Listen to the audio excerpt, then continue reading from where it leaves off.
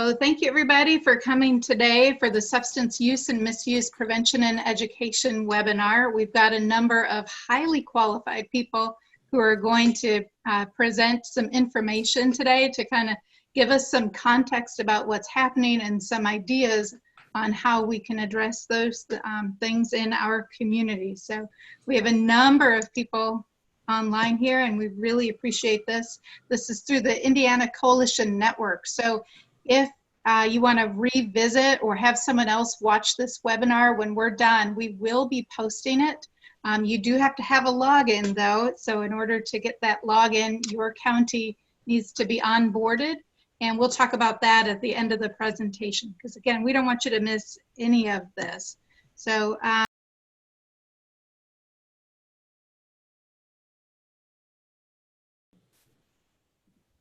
our objectives today, if they'll pop up. So is to understand the state of underage drinking, to learn about the resources for prevention and education, and using that strategic prevention framework to plan and implement programs. And as always, we want to keep the conversation going with ICJI.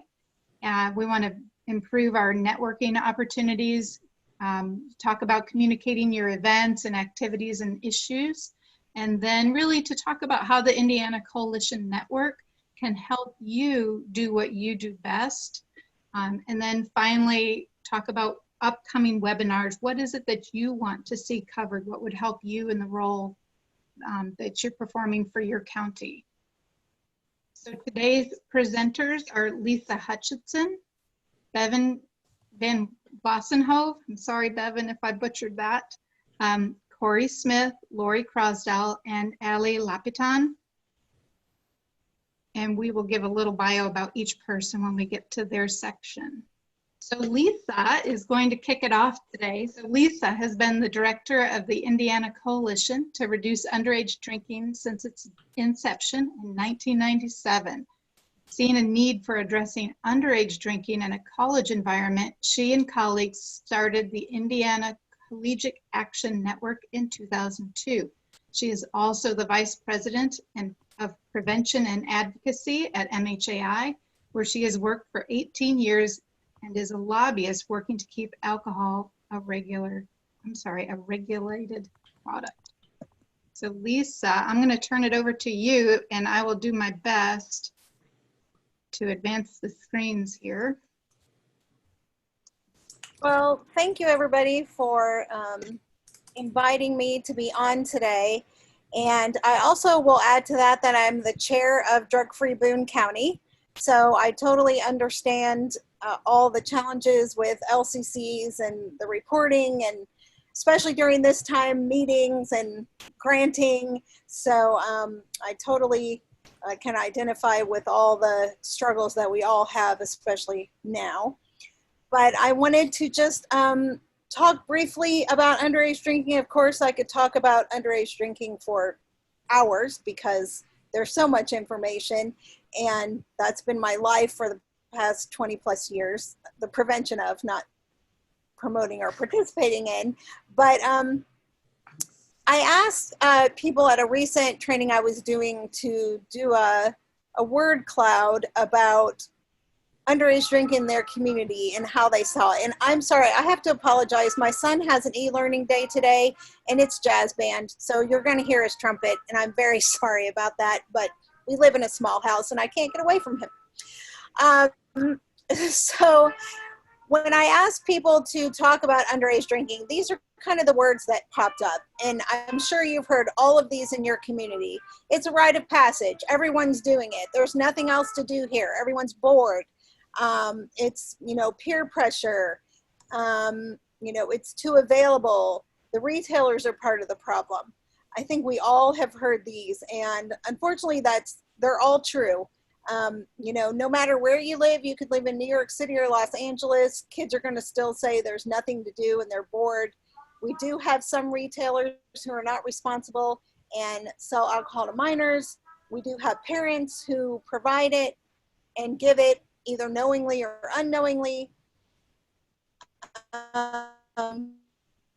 It is unfortunately available in every corner of the community as well. Grocery store, convenience store, you know, drugstore, restaurant, bar, it's everywhere. So I encourage you to do a word cloud sometime, and you can find all kinds of free programs to do those the next time you're at a training or whatever, just to see what word come up for your community. Okay, next slide. So what is the state of underage drinking? Before we look at these statistics, I will say the good news is that underage drinking rates have been falling steadily over the past decade. And I think that is in large part to the work of communities that we're doing in our LCCs, that we're doing in our other prevention coalitions, that we are doing within our schools. And so that's the good news. Underage drinking rates are falling. The bad news is that high-risk drinking or binge drinking rates are increasing, and the age of first use is beginning to go down as well, which that's one downward trend that we definitely don't want to see happen. I just pulled out some statistics from the Indiana Prevention Resource Center annual survey that some of your schools probably participate in. I'm on the school board, and I'm hoping, I've worked with our new superintendent, and we were going to take that survey this year, but unfortunately it didn't happen because of COVID. So I'm hoping we'll participate in that next time it is offered, because I think data is so important in the work that we do. So you can see in middle school, the age of first use is 13. Unfortunately, that is starting to trend downward, closer to 12, and even in some instances 11. So we're talking about 5th and 6th graders here, which is frightening. But you can see that 12% of 8th graders say they drink on a monthly basis, and they're already engaging in binge drinking at that age as well. And, you know, it starts even in 6th grade. And by the time they get to high school, you can see the huge increase from 6th grade of 4% to high school. 22% of seniors say they drink alcohol on a monthly basis, and that binge drinking rate also has increased to 10%. For some reason, 10th graders report the biggest percentage of binge drinking of 19%, I'm sorry, monthly alcohol drinking, and then 7% of binge drinking. You know, 10th grade, we're not sure why those numbers are higher than 8th and 11th, but it's interesting when you look at the numbers, you wonder what's going on in 10th grade that, you know, contributes to that. In the middle school data, you'll see that boys drink at higher rates than girls, except when it comes to 8th grade. Again, you wonder, is it the transition to high school maybe that girls are more anxious about, so they turn to self-medication? Maybe that's something they think is expected of girls in high school. So I always like to encourage people to dig deeper into the data that you have for your own schools and your own communities, and see what little things like that might pop out at you, and try to figure out why is that happening? Why is it that boys or girls drink more than boys in 8th grade? And how can we start addressing that? And then, of course, when it comes to college, drinking rates are even higher. This is taken from our annual Indiana College Substance Use Survey, which will become an every other year survey beginning after this year, but I think this is our 12th survey. You can see that, you know, we have some good news. We have a decrease in monthly reported drinking by 18 to 24-year-olds, but you can still see that the number is unacceptably high, 61%. Females drink at the same or higher rates than males. It is no longer men drinking more than women now. It used to be the case that even in college, females were not drinking as much as males, but that is no longer the case. And again, you know, there are theories as to why that is now, but that is no longer the case. They drink at the same pace. And 33%, over a third of students report binge drinking. And this is a decrease from our 2018 data, which is great, but that's still a third of students. And we know that binge drinking, in particularly on college campuses, can lead to alcohol poisoning, deaths, injuries. And, you know, I know a lot of campuses are working hard to address binge drinking. Although in Indiana, we do have a high percentage of adults that engage in binge drinking as well. I think our rate is 18%. So we still have adults who are engaging in that behavior, which is also dangerous and can lead to still alcohol poisoning, drinking and driving. And we know that in colleges, they're getting it from their older peers and off-campus parties. And then in college, I'm sorry, you can go to the next slide. So we wonder, we ask, you know, on our college survey, why do students drink? And I know that on the IPRC survey, they asked that as well. So you can see some of the reasons that they give. Again, going back to the availability, well, we drink because it's available. It's easy to get. Why not? We'll drink it. To relax was a big one. That's also a big one on college campuses, to relax or feel like they're fitting in. Peer influence still is a huge thing, not just in middle school and high school, but also in college. Some of the reasons for mental health actually are, you know, should be warning signs to us that kids are saying they're drinking because they just can't cope with their feelings of sadness or depression or stress. And we all know that students are stressed during high school and college, and especially with the added pressures of drinking in college, working maybe, you know, having more rigorous academic load. We know that, that students are drinking because of that. Again, you see bored, you know, literally, no matter where you live, you're still going to have those students who say they're bored.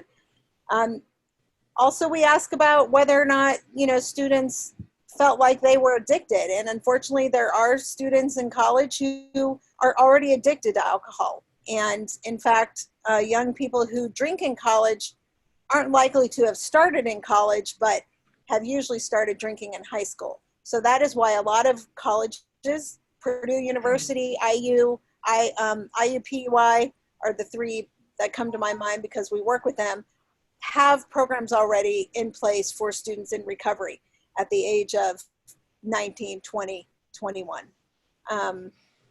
You know, a lot of students say they need alcohol to get through the day, to get away from their problems. It's no longer, you know, we're just drinking to experiment, we're drinking to see, you know, if we can get away with it. It's because they are having, you know, real feelings and real mental health issues. You know, I've done a lot of trainings about underage drinking in the community and talked about what are the challenges for prevention for all of us. I think we probably all face several of these, if not all of them. So it seems like underage drinking often is pushed down to the bottom because other issues take priority, like opioids, for instance. And I'm not saying that should not take priority. That's a very serious issue. But, you know, that issues like that, which get a lot of media attention, kind of take the focus off of underage drinking, which, you know, is always around and no one really sees as a crisis. A lot of our community norms still support underage drinking, kids being kids. Oh, you know, we're not going to ticket them. We're just going to tell them to go home and don't do this again. And, you know, it's accepted by the community. Alcohol is still a very accepted norm. Sometimes in our communities, our alcohol laws are not being enforced. And that could be for a variety of reasons. I live in a relatively small town. Everybody knows everybody. And, you know, maybe you don't want to arrest the, you know, principal's son or daughter because of underage drinking. So there is a lack of enforcement. Parental and adult attitudes. I know we all have talked to at least one parent or adult who says, I drank underage. I don't see what the big deal is. As long as I allow them to drink in my house, I can control it. Well, we all know that's not true. And we know that those kids are actually more likely to engage in other high-risk drinking behaviors when they're not drinking at home under the supervision of their parents. We already talked about the availability in the retail environment. It's literally sold on every corner. In fact, during COVID, we have released some of those restrictions on curbside delivery and cocktails to go, and that will be something that will be talked about in the summer study committee that I think will happen probably in October. But the retail environment sometimes is a component to underage drinking because they're not checking IDs or they're not being responsible retailers. And that's not all retailers by any means. The majority of retailers are responsible, but we still have some who are not. You know, we still have some state policies and maybe you have local ordinances that you can't get passed. I've been working on increasing the alcohol tax for over a decade. And by golly, I'm going to work on it again this coming session.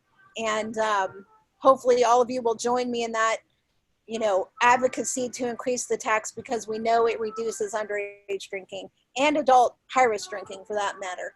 So we still have some challenges with policy.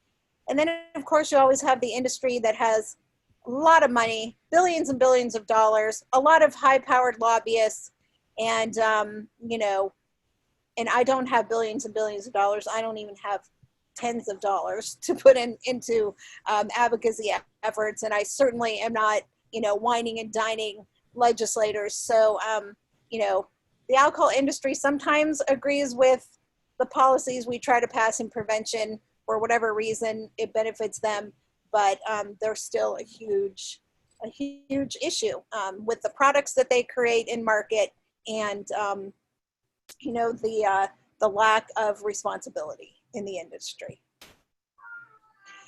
So what do? We've been around forever. You've probably attended a training that we've had in the past, but we do a lot of training. Obviously now it's all virtual, but we do a lot of training and technical assistance. So if you're working on a particular underage drinking issue, or you just, you know, want some more information or some, you know, bounce some ideas off of me, we're happy to do that. We also work with colleges and provide them with mini grants to address the issues of high-risk drinking on their campus, also mental health issues and other substance use. I already talked about advocacy, and advocacy and lobbying are not the same thing. So while I am a lobbyist, I also do a lot of advocacy and can train you on advocacy in your community. They are not the same thing, so you don't have to be afraid of that word. And then I already mentioned the survey that we do, which is free to any college in our state. It's a well-written Indiana-specific survey and gives colleges great data to be able to use. And that's also great data for you in your community if you have a college in your community to be able to access as well.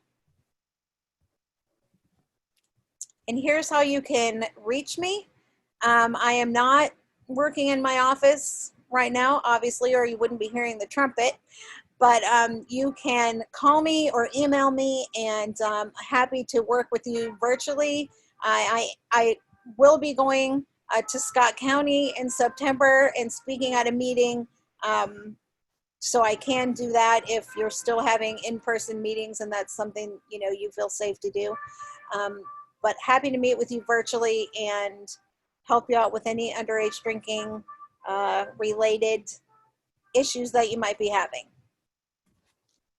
And please follow us on Twitter, especially it's iCrud1, ICRUD and the number 1. I especially use Twitter a lot during session to live tweet from committee meetings to let you know when a vote is happening.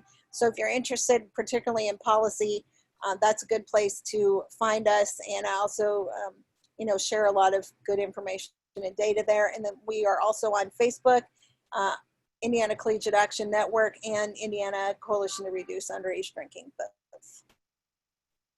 Lisa, thank you so much. I think it's really eye-opening to realize that the information and the support need to start earlier than maybe many of us originally thought.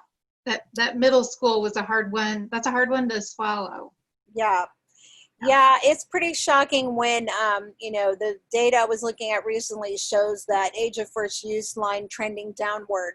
So I don't think we, you know, realize just how vulnerable, and I always remind people of this too, you know, our brains aren't developed until we're around the age of 25. So when you have an 11 or 12-year-old who starts experimenting with alcohol, which could lead to other drugs as well, any substance that, you know, crosses that brain barrier is going to impact that developing brain, and sometimes irreparably. So yes, the earlier we can intervene, the better. All right, great. Well, thank you so much. So Thank hopefully we'll you. have time at the end for questions, but if not, everybody, we've got your information here and we'll share it again when we send out the follow-up email for this webinar. Thank you. Okay, so now, Bevan, we're excited that you're going to unmute and share all the great things that are happening in Dearborn County. So Bevan holds a Bachelor of Arts degree in psychology from the University of Cincinnati with certificates in addiction studies and gender studies. She has lived and worked in Dearborn since 2006, working mainly with families involved with the Indiana Department of Children's Services. She has been the executive director of the Dearborn County LLC, Community Advocating for Substance Abuse Awareness, CASA, since 2018. Dearborn County is blessed with several different groups that drive initiatives in the areas of criminal justice and treatment intervention. Bevan participates in several different communities in these areas, but her main responsibility is focused on substance use prevention and education, which is ideal for our conversation today. So Bevan, are you available? I am. I'm here, and thanks so much, everybody. Thanks for inviting me to do this, and I'm excited to share about a couple different programs that we have going on in Dearborn County. So, just a really quick background, and I believe this is, but. So we're an LCC, CASA is an LCC, and we had the Drug-Free Communities grant from 2006 to 2011. So I was not involved with the LCC at that time, but in 2011, the director at that time got a commitment from the city of Lawrenceburg to sustain our coalition financially, which has been just pretty amazing. And we've had that support through, I believe it's been 3 or 4 different mayors and administrations. So really that is how we move ahead with our work in our community at this time. So you can go ahead to the next slide, Bobby. So the first slide here is that although we are not currently a DFC grant recipient, our coalition still follows a lot of the guidelines that drug-free community grantees are supposed to follow. Specifically, we do the strategic prevention framework, which was a new concept to me. But I, within, I think the first 6 months of taking over as the director of our coalition, completed the substance abuse prevention skills training, which was a full week of training, but it was just really invaluable information, and it takes you completely through how to use the strategic prevention framework and looking at the continuum of care. So we base all of our work and all of the the strategic planning on this model. And so at the bottom of some of my slides, I have this little light bulb, and there are a couple of resources listed there. And at the end of it, I have a link to a Google Drive, which I've put all of these resources into so you can access them.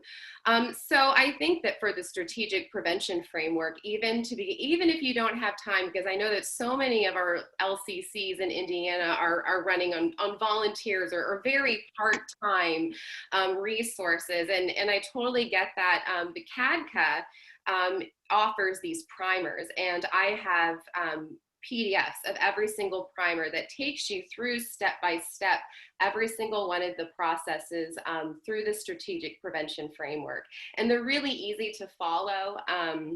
And they really help you kind of grab onto what's important. and then be able to move all of your initiatives forward in all the work that you're doing. And I think it really applies to not only just prevention education, but any other initiative that you're moving forward with. It starts with the data. It starts with a community needs assessment. So when I began doing our community needs assessment, there's all this data out there, and it's really awesome. And it really helps guide to help you identify the needs in your community. But I also want to stress that not only was the data a part of our community assessment, but also going and meeting with partners. All of the community partners in our community, and not just ones that we already had existing relationships with, but new ones as well. And I think that one of the things that I did when I first started reaching out to these individuals was that I went in with no agenda. I didn't have any type of prevention programming or treatment programming or criminal justice initiatives that I had in mind, but I just went and I listened to them, and I just wanted to know, you know, what are you doing? What are the needs? What are you struggling with? I think especially in the schools too, going into the schools and meeting individuals in the schools, with no agenda, wasn't pushing any information on them, not pushing any program on them, but really just developing those relationships and those long-term partnerships with these individuals. So throughout our community assessment too, I used the Indiana Youth Survey that was previously mentioned, and there's a link to that. Prevention Insights facilitates that.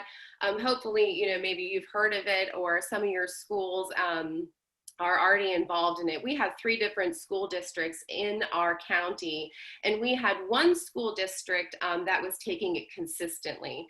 And so now we have all 3 school districts that are all participating in it, which is really awesome, because it really gives us valuable information. But within this survey, not only does it tell us age of first use, what types of substances our kids are using, but it also has a couple questions about mental health as well, and those are a little bit staggering. They were a bit surprising to me, and really kind of indicated that we needed to focus a little bit on that as well, and then also the communities that care portion of the survey as well was really helpful for us, because it helps us identify risk factors and protective factors that we could target.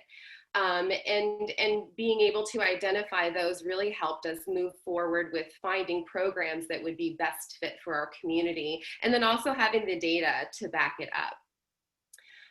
You can move on to the next slide. Thanks, Bobby. So a couple of things to consider, really, when you're talking about programming. One of the first things, no matter what is that I was asked is it evidence-based?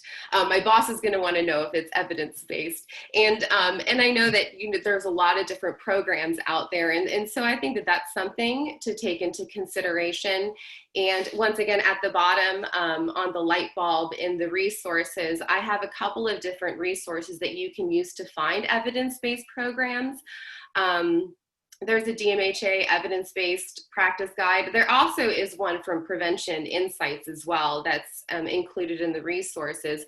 And then another one too, which I used initially to find this program that I'll be talking about, is Blueprints program. So it's blueprintsprograms.org, but the link is in the resources, because I was able to plug in the identified risk factors that we had found that we wanted to target in our community, and it provides you with a list of evidence-based programming that would target those specific risk factors. It also, it gives you research studies, what it's rated, program outcomes, program types, how it might fit into your community culturally. If they found that this works with this specific program works with a specific demographic, or it doesn't. It just provides you with really extensive information about all of the different programs. And not only that, but it also provides you with the cost the cost analysis. So it'll even break down your first year cost. So it could tell me like, how much is this program going to cost us? Because that's always the second, you know, if that's not the first question that people ask you when you're bringing in a programming, it's the second question. Is it evidence-based, and how much is this going to cost us? You know, how are we going to even facilitate this? So then, you know, when you're identifying possible programs too, you should always consider sustainability. How are we going to sustain this program? We might have funding now, we might have been granted a little bit of money now, but once that money is gone, or if that money goes away, like, how are we going to sustain this? And that was a lot of the questions too when I went to the schools and I was talking to them. You know, like, you know, we get little pockets of money, but then we put these programs in place and our teachers start facilitating these programs, and then the next year that money's gone.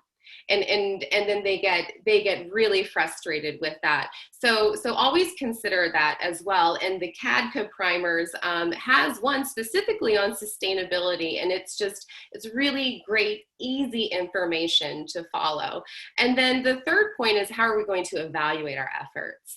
And this is one of the things that I've been really focused on now, even more so, because our funding comes from the city of Lawrenceburg, but a lot of that funding comes from the revenue from our casinos. And with our casinos being shut down, you know, with COVID just in general, it has really just thrown, you know, a curve in any type of long-term sustainability, and we're really unsure of that. So I've been really focused on how are we going to evaluate our efforts. And I think that when you initially think of evaluation, you think of something really extensive. You look at all the research studies and statistics and data analysis, and it doesn't have to be that extensive. I track, you know, new points of contact that I've had, new relationships that we've connected with. Even new people that are coming to our coalition meetings. When community partners reach out to our LCC and ask us a question because, you know, they have something going on in the community, and they turn to us to ask us to find the answers, I even just mark that down, because those are the little successes that I think that sometimes we forget about. But that's a really great way to show the impact that your LCC is having in the community. And it doesn't have to be anything crazy. Mine's on an Excel sheet, you know, with a bunch of different topics, and then I just plug it in there and then just keep on going. So you don't have to get bogged down with it. And then the fourth point is, who are the community partners that we can engage?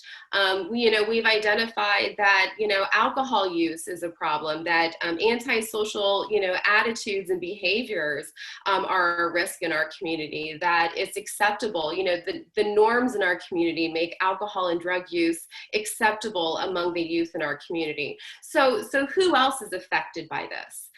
What other community partners can we bring in to engage, not only just to build our coalition, to build those partnerships and the capacity of our community, but that also factors into long-term sustainability. And then how is this program going to fit into their needs, right? I have this really amazing program. I'm so passionate about it. I think it's great. The outcomes have shown to be amazing. But if they don't see a need for it, you know, they're not going to want to do it. Or they might let you come in and do it, but when you have to go away and when you have to stop doing the program, they're not going to have the passion to continue keeping it going.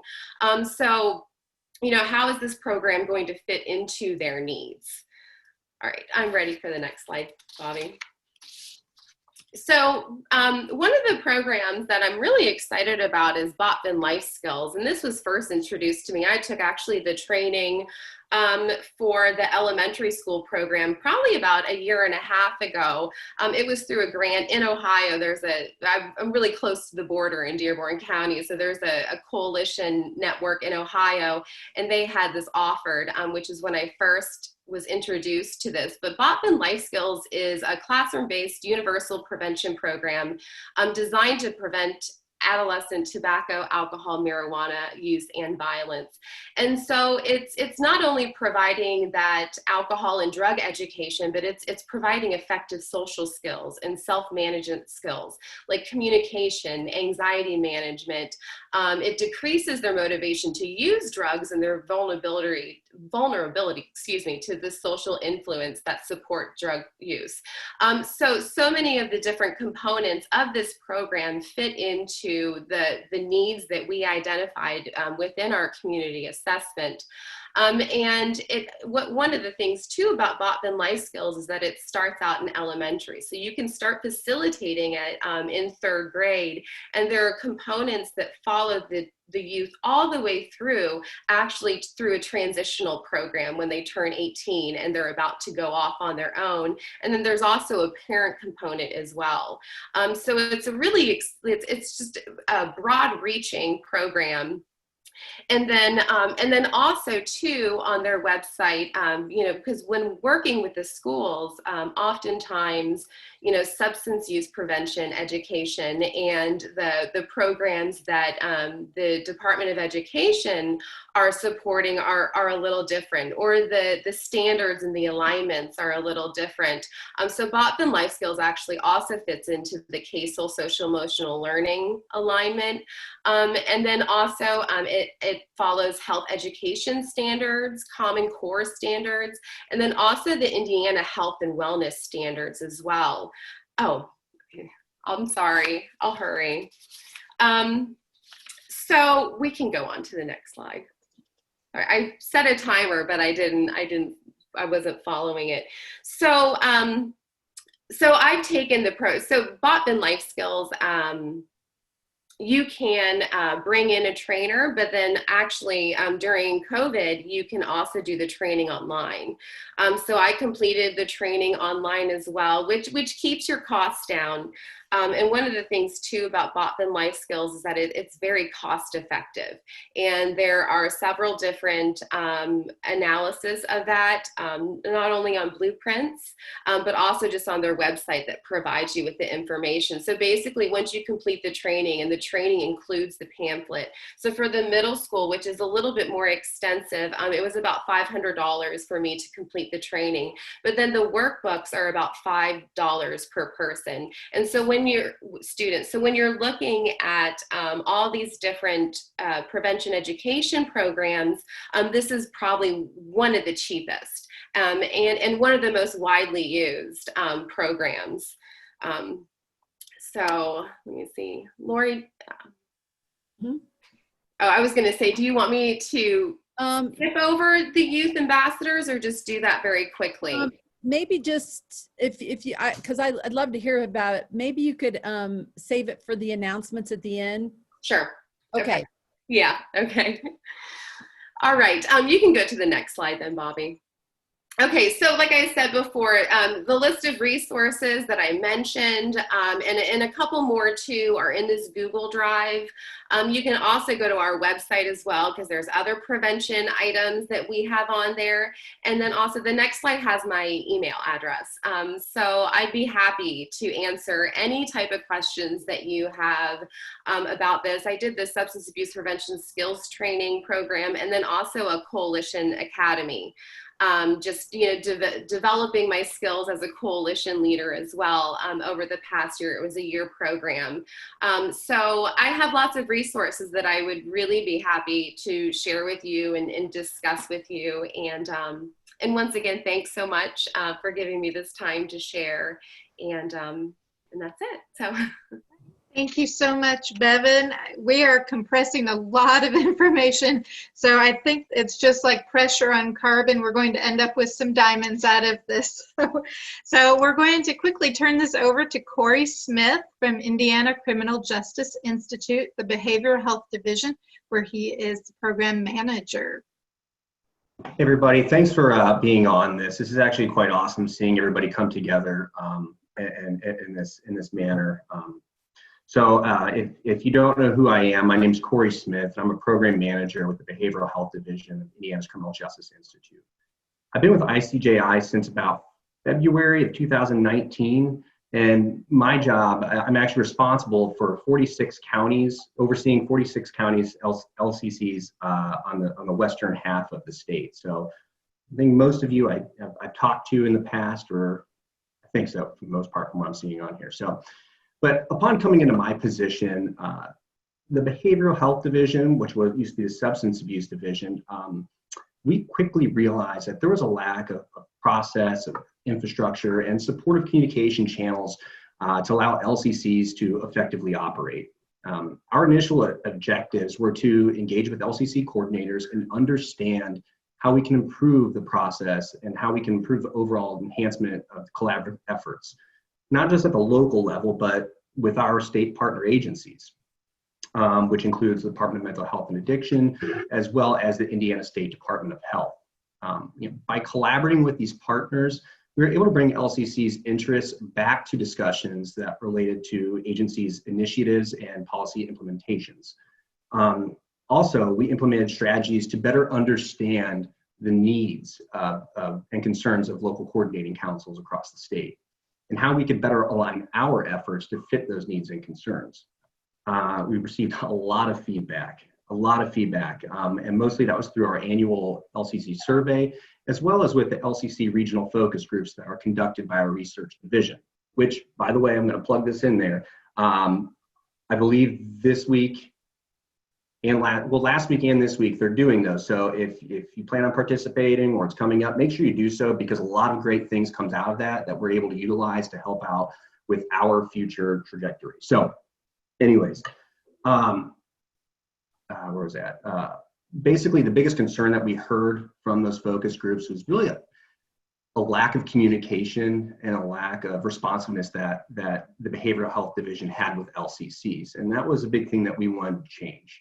We want to make sure that, that you're hearing a response from us, from your concerns within a 24-hour period, and we're actually providing you with a good turnaround for the most part with the CCP. I know IntelliGrants has been a pain in the butt, so we're going to find ways to improve upon that, working with Agate. I know Lori's the biggest fan of IntelliGrants, so yeah, we are working. We're going to work with Agate and with our other folks here in ICJI to improve process of how that works. But it's something that is required by our executive director that we utilize. So we'll get through it. The more you use it, the easier it gets.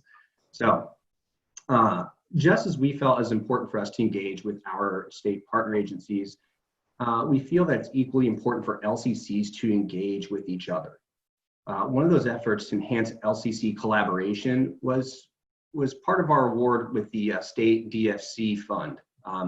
Really, one of the purposes of it was to enhance capacity of local coordinating councils for data collection, planning, and communication. Hence why we have the Indiana Coalition Network that was awarded out to Scott County, and they were able to create this, which is an awesome thing that they're doing. So we hope that this network will allow LCCs across the state to share their thoughts and ideas, and to celebrate their successes and enhance their capacity for being able to engage with each other. There are coordinators who have been in their roles for many years, and some are new. This is a great way to kind of bring all of those folks together to discuss how their successes, their improvements, any struggles they may have, because although Indiana is, we do have a lot of rural and we have a lot of urban, for the most part, what we see from the state level, the issues that coalitions are having are pretty much the same across the board.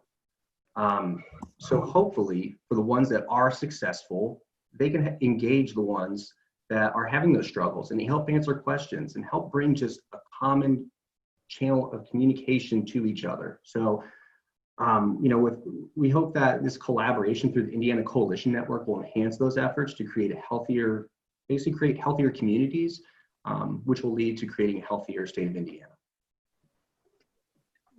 Thank you so much, Corey. That was great to get it's always good to hear that we're getting support and that you've created a network for us to be able to support each other. It's a wonderful thing.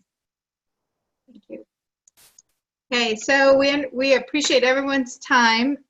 So starting a conversation, This is where we were going to share screens and kind of give everybody a 101 one-on-one about the ICN website, but we want to make sure we have time to network and for you to share. So here's what we're going to do. Here's an offer for anybody on this call. If you'd like to have a virtual one-on-one how to use the ICN, please contact us. Allie is going to put the info@indianacoalitionnetwork.org email address in the chat box. So send an email there to Lori or myself, and we will work something out where we could come to you virtually to help you and your coalition take advantage of everything that the site has. So with that, though, I'd like to turn this meeting now over to Lori Crosdell, our Scott County LCC coordinator. Hey, all you fellow LCC coordinators. It's great to be on this call with you today. We would love to go around and share what's going on in your area. I know that I don't think we have any friends on the call today from Madison County, Indiana, but I'm sure you've probably seen that Madison County has partnered with DMHA and they have their virtual opioid summit coming up in September. If anybody would like to unmute themselves, if you have more information about that, we'd love to hear more about that. I would like to also share, I put a flyer in the chat box. Our Empower Youth Coalition is having a town hall meeting on youth alcohol use, in which our youth are actually conducting, moderating a panel of Senator Chris Garton and Emergency Department Facility Medical Director in Person and Long-Term Recovery, my husband, as well as a student who attended Scottsburg High School and is now a student of Purdue, who's going to talk about why she's chosen not to use alcohol, as well as Lisa Hutchison, who you just heard earlier. This will also be the evening in which we release our youth resilience movies. We have 5 youth who have had traumatic events occur in their lives. And Tilt 23 Studios has developed 5 films, short films about each student. So we'll be releasing those. And that is Thursday, September 10th at 7 p.m. at the Mid-America Science Park Banquet Hall. We're going to be socially distancing there, but we would love to invite any of you, especially if you're close to us here in Scott County. It's right off of Interstate 65 to come to that event. If anyone else has, it looks like, anyone else have any quick announcements? It looks like while you're thinking of any, our behavioral health director at ICGA, Michael Ross, would like to make a brief announcement. Hey everyone, it's awesome to see everybody here. There's just 2 really brief things I want to announce. So we'd mentioned it early on and we'd started to get some bones on it. So we have been working with the Great Lakes Technology Transfer Center to try to build a data to action training for everyone. Before COVID, it was going to be a really robust full day training academy in 3 regions where we really focused on the strategic prevention framework, how that directly related to our comprehensive community plan. It was just going to be very lovely. Since COVID, we are condensing it down. And we're going to have a couple elements. Dates will be coming on it, but we're really excited about it. And we're really excited, I think, about the condensed nature of it. I think there will be a lot of good information. Sadia is leading the way on that. So I'd say in the next couple of weeks, look for some dates on that. It will also be recorded. So again, those will be things that if you aren't able to attend because you're a volunteer or you work full-time, that will be available to you. And our goal will be then hopefully next year, there will be some resolution to the pandemic, and hopefully we'll be able to do that larger workshop for everyone. The other piece I want to mention is we've been having some discussions internally about frequency of larger communication, and we will be sometime in the next couple months rolling out a regular newsletter to try to consolidate a lot of the great things we hear from not only other state agencies, but also you as partners, and to do that in a way that doesn't overwhelm you, isn't, hey, I've got 9 emails from ICGI, so look for that in the future as well. But again, you guys are doing awesome work, so thank you so much. Thank you, Michael. Okay, does anyone else have any things going on? Hey, Hey, Lori, this is Bevan. I guess just really quickly, I'll just really briefly talk about our youth ambassadors. Our coalition has like a really robust youth sector. And so you can find all of the information on their website. But one of the things I wanted to point out is we have about 40 high school students that participate. And I kind of sometimes feel bad touting their successes because we have a youth coordinator that really facilitates that program. And she's done it for many years. But one of the ways that they started recruiting high school students to join the youth sector of our coalition is that they were hosting an annual youth summit every year. And what they did, we have 3 different school districts in our county, and they would ask guidance counselors and principals to invite 25 8th graders from each of the 3 different schools, and they would host like a one-day, youth summit and provide them with prevention education during that youth summit. And that was like a really great way to recruit these kids to join the youth sector, because at the end of it, they would say like, hey, you're starting high school next year. Why don't you come join our organization? And then so like 2 years ago, they changed the format, and they ended up raising enough funds to host every single 8th grader in Dearborn County. So they hosted about a little over 750 8th graders at our convention center in Dearborn County. And they raised nearly every single penny of that on their own through different grants and organizations. And so they were planning on doing it again this year, but because of COVID, they weren't able to. So they turned it completely virtual. So on our website, you can go to the Dearborn County Youth Ambassadors page on our website and view that virtual summit, and then just also get a bunch of different information about what they do. So. And having gone to that and observing what they did last year and taking some youth from our community, it's very impressive. So thanks for sharing that, Bevan. Anyone else want to share some of the great work that your community's been doing? One of our guidance counselors at Scottsburg High School put in the chat box, because she had to get off for another meeting, that Scott County School Districts 1 and 2 are going to be launching, I know specifically 2 will be launching life skills at the 9th grade. We're already doing this in the community in the 3rd through 7th grade, but we're also going to be launching the project towards no drug abuse in 10th grade and life skills transitions for seniors in both of our school districts. So that's exciting.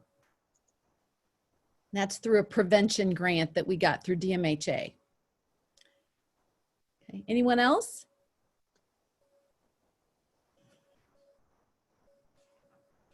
Okay, well, if anybody else has something and you just think of it in a second, put it in the chat box and we'll make sure that we get to you.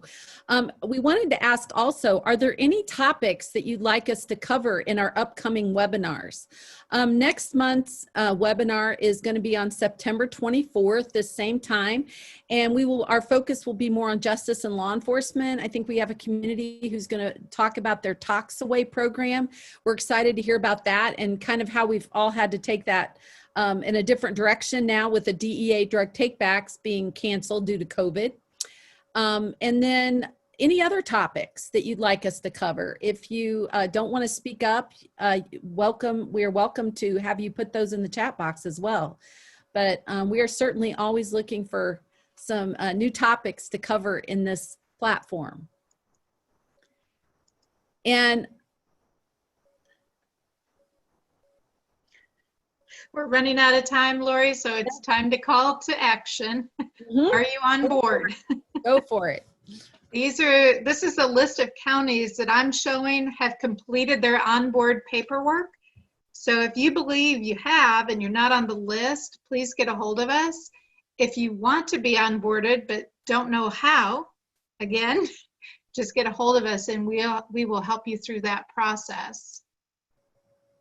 Because this ICN, it really is a site that's growing based on participation. So this is your opportunity to share resources, to ask questions, to help other people with what they're doing in their communities. And looks like Region 6 is in a race with Region 4 to get to second place.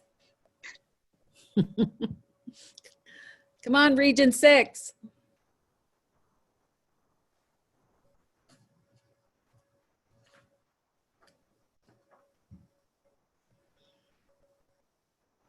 I just wanted to add, this is Ali from Solutionize, and we're basically helping stand up the infrastructure here. Just wanted to add that if you need anything, any information or assistance, or you want to send us, suggestions for topics, please feel free to send us an email at info@indianacoalitionnetwork.org. I posted it on the chat. So that was all.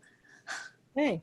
Well, we just want to thank everyone today for attending this webinar, and we look forward to seeing you on September 24th at 12 noon for our next webinar. You'll be getting an email, and if you can think of any other resources that you would like for us to focus on for our October webinar, please let us know.